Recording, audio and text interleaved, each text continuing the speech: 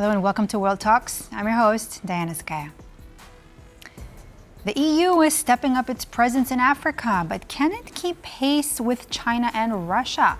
Now, as top EU officials join President Ruto at the EU-Kenya Business Forum, we ask what's at stake for Europe and where does Poland fit in? It's also a key moment for trade, investment, and Europe's long-term influence on the continent. Now, joining me now in studio, I have the pleasure of welcoming Jan Wieliński, former Polish ambassador to Zimbabwe and Malawi. Sir, welcome to the program. So happy to have you here. Njoni njema viewers, asante sana kwa mwaliko ya kitelevisheni ya Poland. Wow, that's amazing. So thank you for invitation to take part in this program in Swahili. And we're happy to have you with us. Now, sir, who can you tell us is currently leading in investment across African countries? Is it the United States? Is it China? Is it Russia? And how is the European Union responding to this? In my opinion, China is leading with the investment, especially that they have Export-Import Bank, which gives money to ordinary Chinese who want to invest in Africa. So practically in every country, you have a Chinese investment, and in my opinion, they are the biggest one. It is a big challenge for the European Union, but it's pity to say we are not in a position to cope. Why? Because our resources are rather limited. We are trying to do it and cope with the Chinese investment, but I think it's a long path to go. But how exactly does the European Union differentiate its approach to Africa from China, from Russia, especially in terms of sustainability, for example, transparency and long-term development? We have a European Union and Sub-Saharan Africa Summit. The last one was in 2022. And apart from this, we have business forum which are organizing by European Union ambassadors in different countries.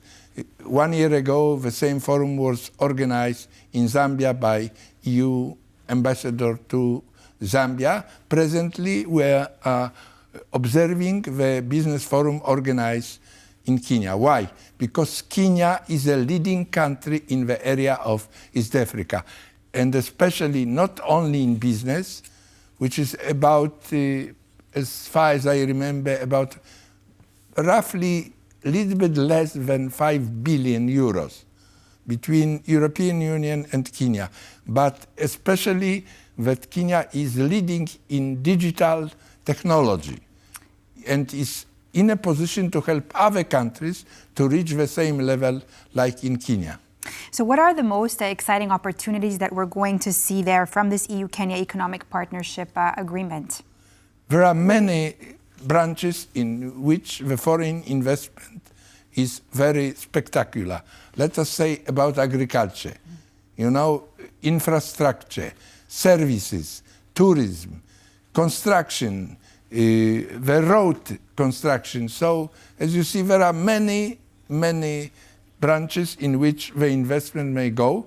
And additionally, Kenya is a very perspective country. It's stable, with a good economy, quiet, taking into consideration the African standard. So, additionally, the government went up with investment. That's why the Deputy President of the European Economic Bank was also taking part in this business forum. And why, you mentioned digitalization. Why is it such a crucial theme this year? Because especially for Africa, it's important, to involve the young people. They want to use the phones, and especially, on the other side, in many villages, you do not have a network. So you may use only telephone. So all the businesses are done telephone. So it's funny, situation when I last time visited Kenya, even the beggars use telephones. So if you wanted to give him money, he used telephone, you attach your telephone, and the money go. It's unique. For the first time, I met such an opportunity. It was a little bit funny. You also mentioned the presence of EU Trade Commissioner there at this EU Kenya Business Summit. Now, what does that tell us about Europe's commitment to Africa? And where does Poland play? European Union commitments are very vast. In many domain. Let us say nutrition, agriculture, construction, but also democracy, good governance. So sometimes we are facing a problem. Why? Because in Africa, democracy is sometimes interpreted a little bit differently like in Europe. So we have a problem. But in any case, we are trying to talk and to show to Africa that the good government is also needed to bring the progress to the people. So you were the ambassador there for quite a few years. Are there any successful investors and Polish businesses in African markets that are thriving today? In this area, as I know, not. But I think it is a problem that the Polish entrepreneurs receive a little encouragement from our government. It's a pity to say, but it was very awful situation in Kenya when one Polish lady has built a hotel in Mombasa, which was ruined by one Kenyan. The case is under investigation, but this situation created a very bad impression on an investment in Kenya. And so how can that be changed? How can that be changed? What can the Polish government maybe do to be able to like did in the past, simply to provide some credit line and loan. In fact, we did it, like economic assistance, which was the credit which was provided for Kenyan agriculture by Polish BGK Bank. I don't remember exactly amount, but it was about $60 million. It's a big sum, yeah. Yeah. Let us be frank. The Polish turnover with Africa is about 1.1%. So it's not very bad. Polish businessmen, they still view Africa as unstable continent. It's a pity to say we are trying to encourage by organizing the different visits, economic visit. President Duda also visited Africa to encourage the Polish businessmen, but it's a lot to be done to bring them to Africa. Should Europe be worried about Russia's expanding political footprint in Africa? Yes, of course. Of course, because this influence is growing almost every day. Additionally, if you take into consideration the celebration devoted to the victory during the Second World War, about 8 African leaders attended.